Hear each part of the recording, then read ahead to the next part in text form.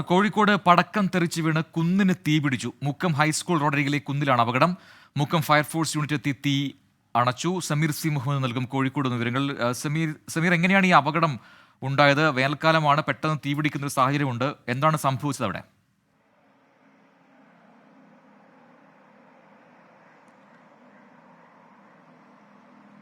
പ്രജിൻ, അവിടെ പടക്കം പൊട്ടിച്ചതാണ് ഇത്തരമൊരു അപകടത്തിലേക്ക് വഴിവെച്ചത്. പടക്കം പൊട്ടിച്ചപ്പോൾ അത് ദിശ മാറി വീഴുകയും പിന്നീട് അത് വളരെ വേഗത്തിൽ തന്നെ അടിക്കാടിന് തീപിടിച്ചു. വളരെ വേഗത്തിൽ അത് വ്യാപിക്കുകയും ചെയ്തു. ഇതേ തുടർന്നാണ് വലിയ ഒരു ആശങ്ക ഉണ്ടാവുകയും ചെയ്തത്.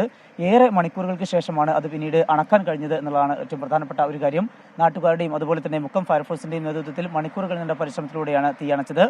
പടക്കം പൊട്ടിക്കുമ്പോൾ ഉണ്ടാകുന്ന ഇത്തരത്തിലുള്ള സംഭവങ്ങളുടെ ഒരു പശ്ചാത്തലത്തിൽ വലിയൊരു ജാഗ്രതാ നിർദ്ദേശമാണ് ഫയർഫോഴ്സ് നൽകുന്നത്. ഇനിയുള്ള ദിവസങ്ങൾ വിഷുവും അതുപോലെ തന്നെ പെരുന്നാളും ഒക്കെ എത്തുകയാണ്, ആഘോഷ നാളുകളാണ്. അതുകൊണ്ട് തന്നെ പടക്കം ഉൾപ്പെടെയുള്ള കരുമരുന്ന് പ്രയോഗങ്ങൾ ഉണ്ടാകും. ശക്തമായിട്ടുള്ള ചൂടാണ്, ഒപ്പം തന്നെ വലിയ രീതിയിൽ ഇലകളെല്ലാം ഉണങ്ങിക്കഴിഞ്ഞിരിക്കുന്ന ഒരു സാഹചര്യം കൂടിയാണ്.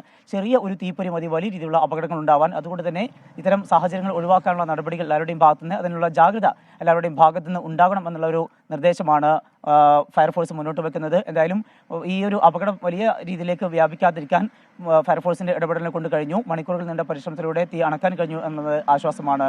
പ്രജി. ശരി, സമീർ സി മുഹമ്മദാണ് വിവരങ്ങൾ നൽകിയത്.